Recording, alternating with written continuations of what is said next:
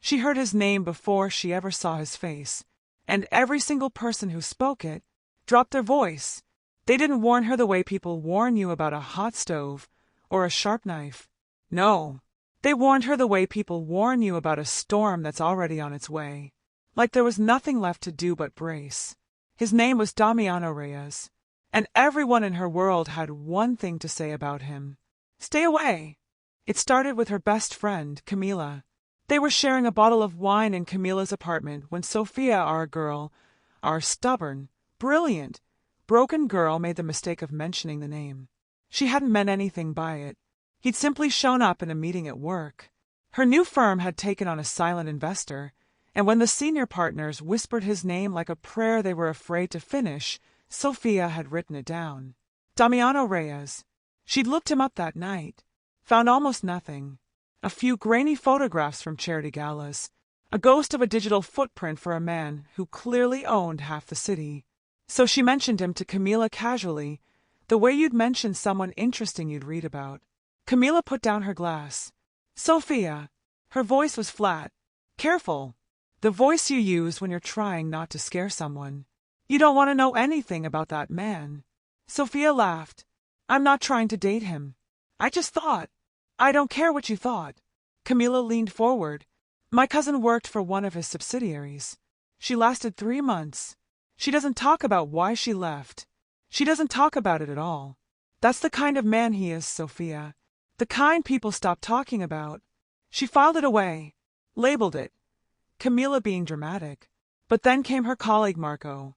Old Marco, who'd been practicing corporate law in the city for 30 years, who'd seen everything, who laughed at nervous associates over cigars and bourbon. Old Marco, who went quiet when she asked him just professionally, just casually what he knew about Reyes International. He looked at her over his reading glasses. Why are you asking? New client connection, she said. Routine due diligence. Do your due diligence on someone else, Marco said. And he went back to his papers. That was it. No explanation. No elaboration. Just that. Warning number 3 came from the most unexpected place. Her mother. Her sweet, distracted, never met a stranger mother, who had called her on a Tuesday for no particular reason, who had rambled for 20 minutes about the garden and her neighbor's new dog, and then, out of nowhere, said, "Oh, I heard a name today. On the news. Reyes something. One of your fancy client types. Sophia. Bella, I don't know anything about business, but when the newscaster says a man's name and everyone in the room changes the channel, that means something." Sophia wrote down the warnings like a list. Camila, stay away. Marco, don't ask questions. Her mother, people change the channel. She told herself she was just curious. She told herself that a lot. She met him on a Thursday. It was an accident, or it felt like one. The firm had arranged a dinner, just the senior partners, the new investor, and for reasons Sophia still couldn't explain her. She was the most junior person at that table by a decade. She'd worn her navy dress, the serious one. She pulled her hair back. She told herself, take notes, say little, leave early. She told herself a lot of things. He arrived last. Not to make an entrance, or if it was the quietest, most effortless entrance she had ever seen.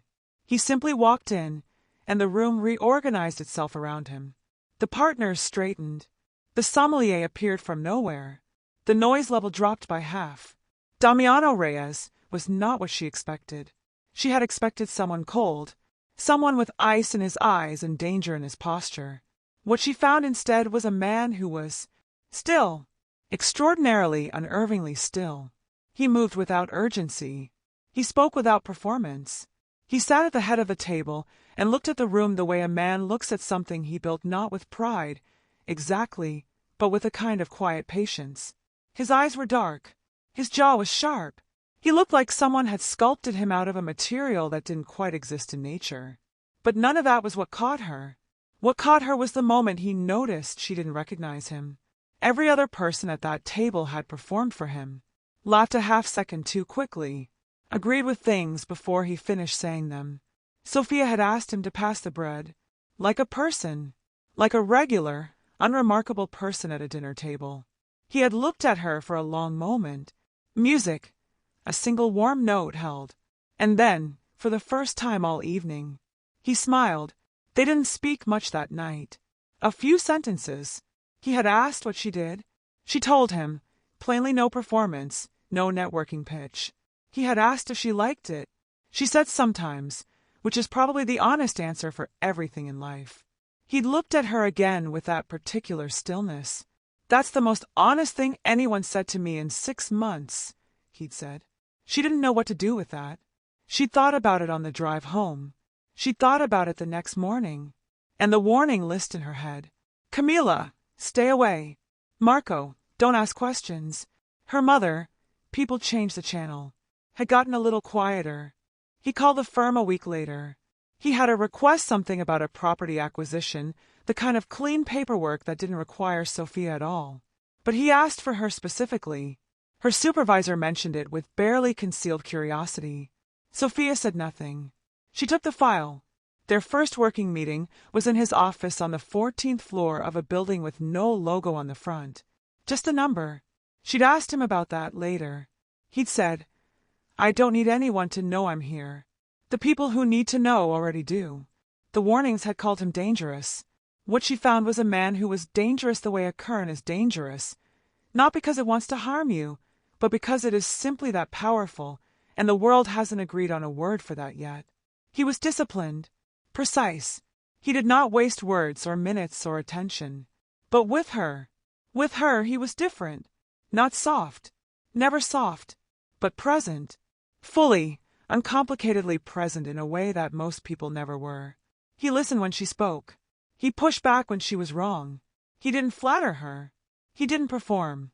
"You don't need me to tell you you're smart," he'd said, during one late meeting when she'd been fishing, just a little, for approval on a particularly complex legal structure she built. "That sounds like a criticism," she said. "It's the opposite." He looked at her steadily. "It means you're one of the only people in my world who already knows her own value.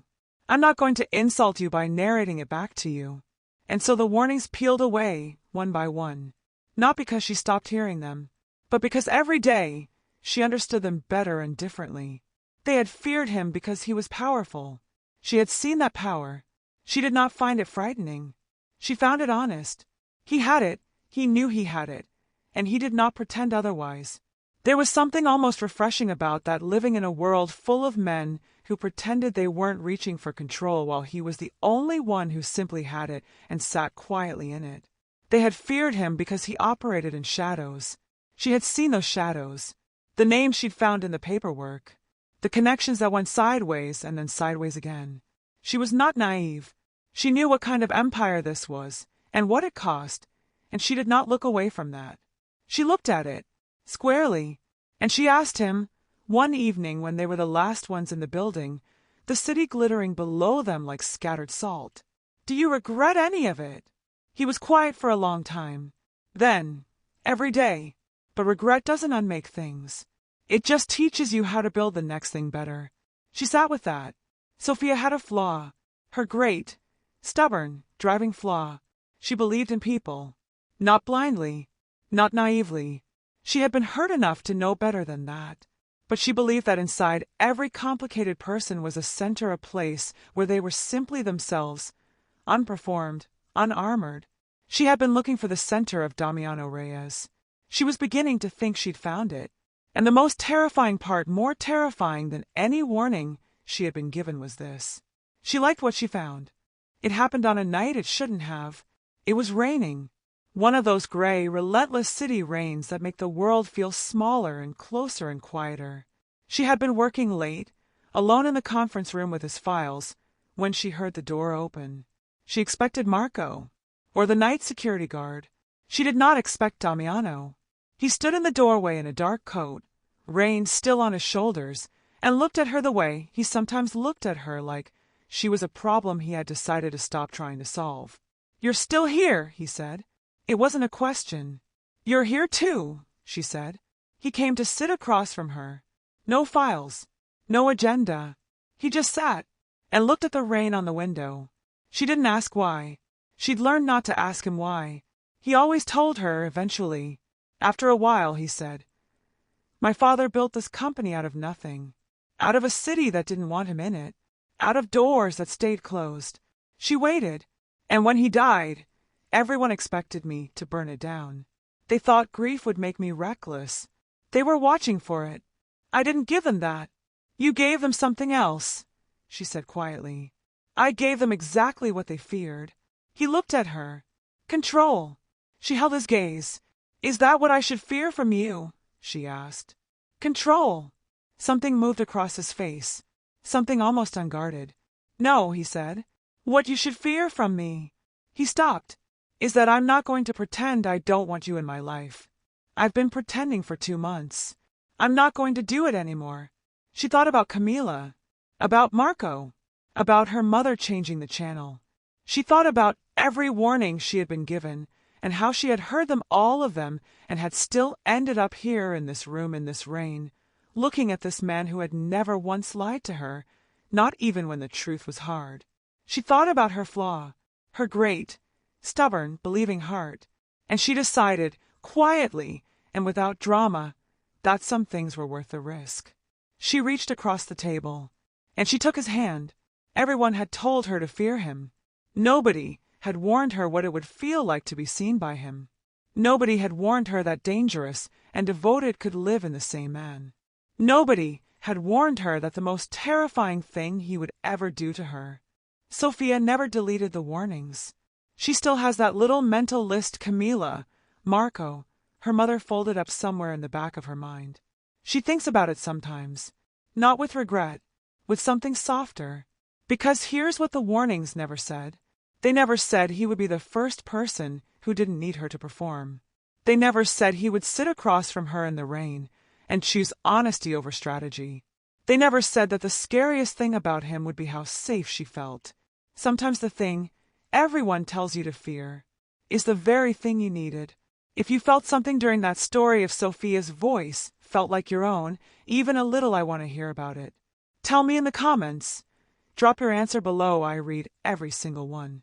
And if this is the kind of story that makes your heart do something complicated, subscribe. New stories drop every week. Stories about women who were warned, women who chose anyway, women who were right. Hit the notification bell so you never miss the next one. And I'll see you in the next story.